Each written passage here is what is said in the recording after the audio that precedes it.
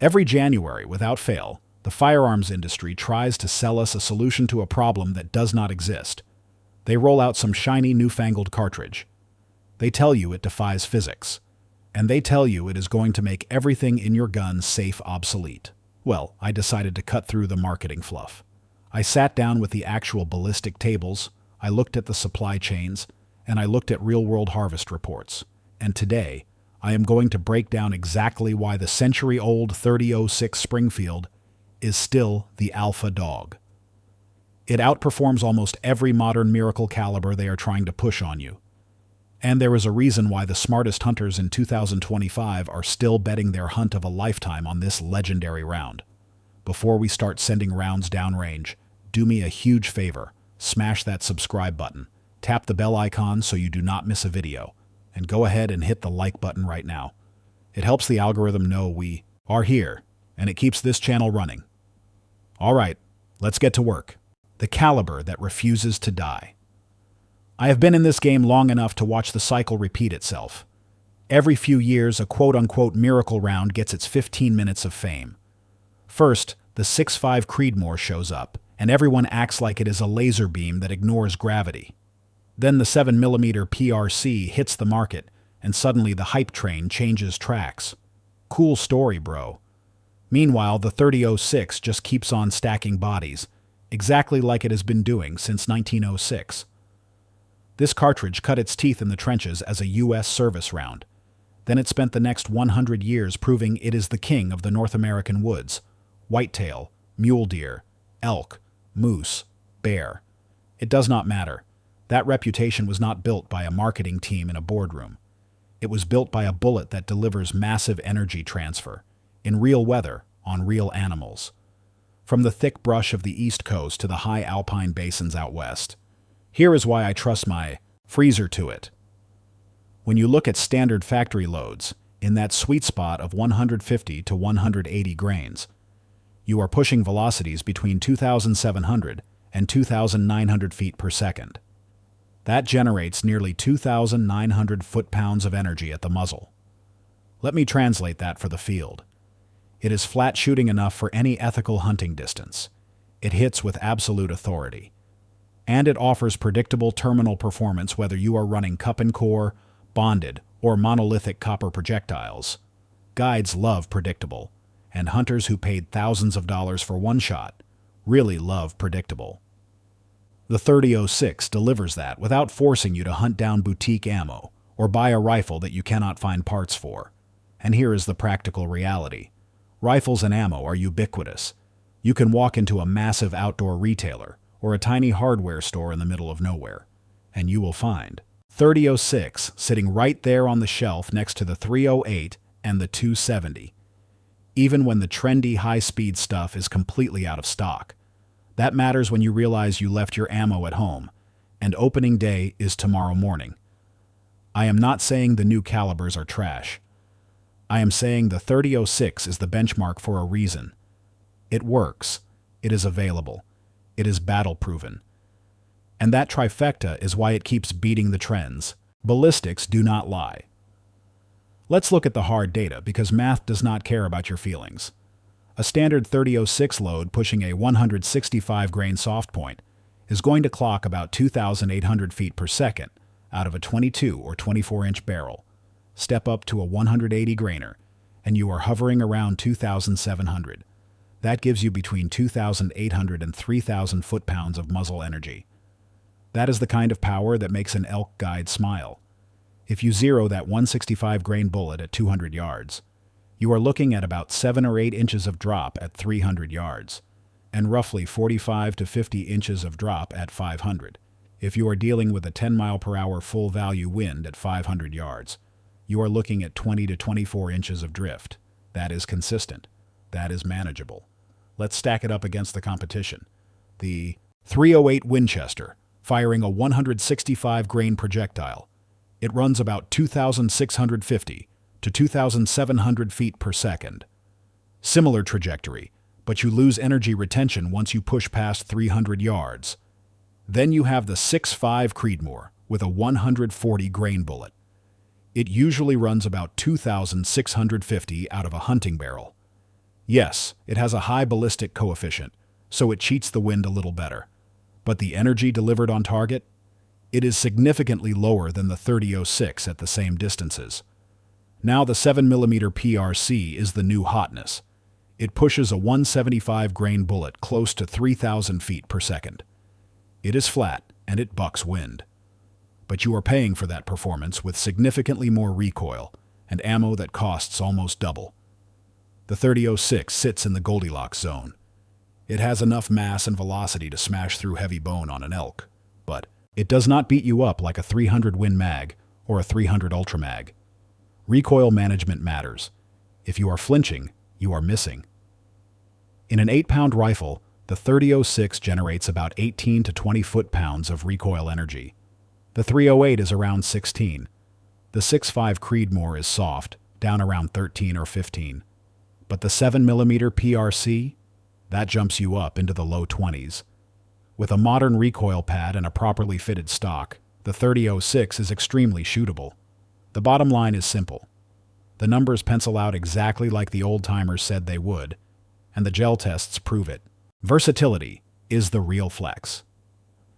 The reason I keep a 30-06 in the rotation is versatility. I can tailor the load to the mission. If I am chasing antelope or whitetail and I want speed, I grab a 150 or 165 grain soft point, Remington core locked, Winchester power point, Federal fusion. They leave the barrel screaming at 2,800, maybe 2,900 feet per second. They create massive wound channels in the vitals without blowing up half the meat. Need to punch through a shoulder on a big quartering buck? Switch to a bonded or monolithic bullet. Federal trophy bonded tip. Nosler AccuBond. Or the Barnes TTSX. These things hold together and drive deep. That is how you turn a questionable shot angle into a filled tag. When it is time for elk, moose, or bear season, the 30-06 scales up effortlessly. Load up a 180 grain Nosler partition, or a 178 grain bonded load. You get a sectional. Density around 0.271, and ballistic coefficients in the 0.45 to 0.55 range. That keeps your energy high past 300 yards and ensures pass-throughs on heavy game. If you need to go truly heavy for the big bears, you can find 200 and 220 grain factory loads. That pushes your sectional density over 0.300. Most 30-06 barrels have a 1 in 10 twist rate, which stabilizes those heavy pills perfectly. And it plays nice with modern tech. If you live in a lead-free state, copper loads like the Barnes TTSX or the Hornady CX are fantastic. They expand reliably at 30-06 velocities. Or, if you want to reach out, look at the Hornady ELDX or the Nosler AccuBond Long Range. You get that sleek, high BC profile without needing a magnum action. Think about the logistics. You can zero with a 165 for deer season, then swap to a 180 bonded for your elk trip. You're dope. Changes are minimal. One rifle, any animal in North America, zero excuses. Ammo you can actually find. This is where the rubber meets the road. When the supply chain collapsed in 2020, I could still walk into my local gun store and find boxes of 30-06, while the shelves were stripped bare of 6.5 Creedmoor and the other trendy rounds. The user base is so massive that every manufacturer keeps the machines running for 30-06. Remington, Federal, Winchester, Hornady, they all have multiple stock-keeping units. You have your bread-and-butter soft points like the Core Locked and Power Shock.